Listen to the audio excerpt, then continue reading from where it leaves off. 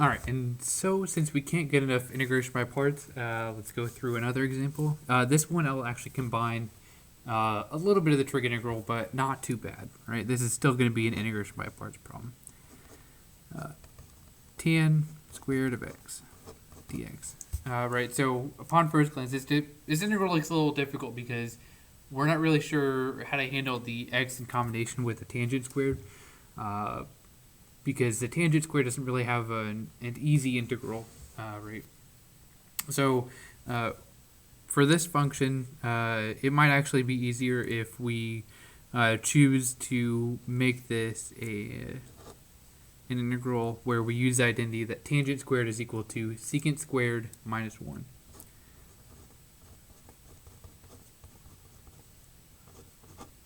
Right, and then we have to distribute our x. We get x secant squared x minus x. So this integral looks a little bit easier because the integral of secant squared actually has an easier function. So here we can choose actually u is equal to x, du is equal to dx, and our dv is equal to secant squared x. And then our v, right, secant squared x is actually, the integral of it is actually equal to tangent of x.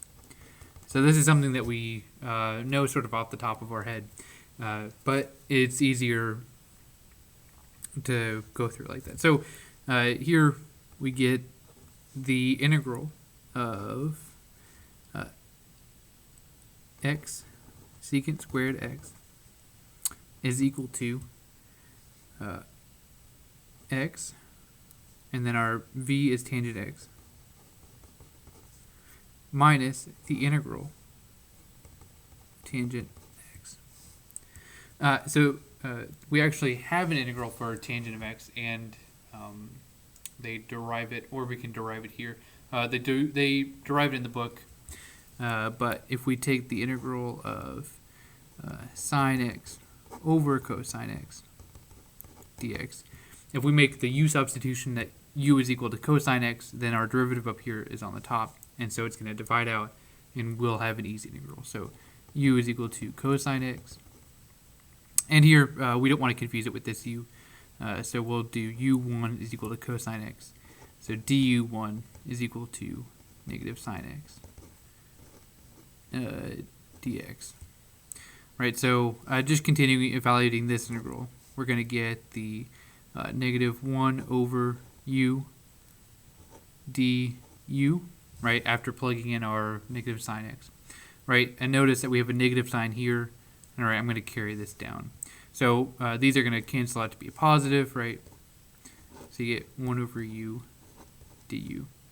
Now this has the basic form of ln of u, and right, and then we plug in our u, and we get ln cosine of theta, or of x. Right. So now we've evaluated this part of the integral, but I've sort of ignored this part, but only because it's a pretty simple integral. So we just have to use the power rule. So we have that the integral of x secant squared x is equal to x tangent of x plus ln cosine of x. And then we do the power rule for this one. That one just can be minus x squared over 2.